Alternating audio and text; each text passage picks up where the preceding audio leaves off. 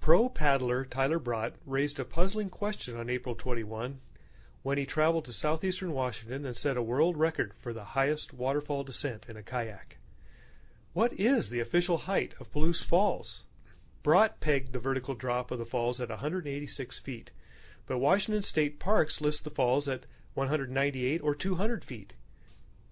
Turns out nobody seems to know the official measurement.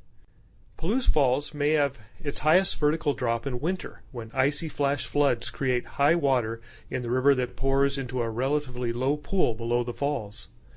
With its rich geological history as a landmark of the Ice Age floods, this area is a regular field trip destination for Whitman College geology professor Bob Carson.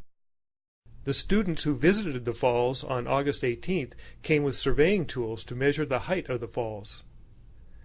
Getting a measurement of the falls is complicated because the river height changes with the fluctuating flows throughout the year. In May, the water pours over the full width of the lip of the falls. In August, the top pool is 6 to 8 feet lower than it is in May. On the other hand, the pool at the bottom also is lower. Oh, look closely. Do you see the students lowering a milk jug on a measuring tape down the vertical cliff? Here's how they completed their task.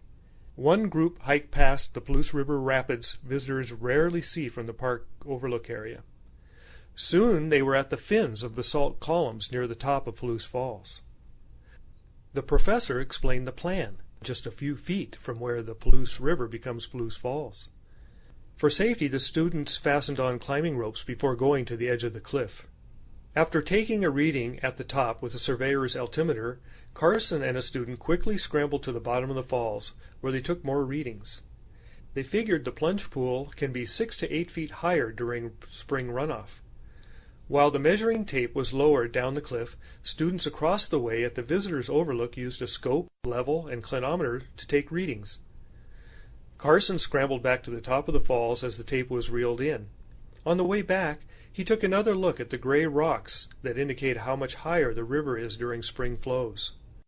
After doing the trigonometry, this group came to this conclusion. The vertical drop of the falls from top pool to lower pool at most times of the year would be about 175 to 180 feet, and possibly higher or lower at certain flows.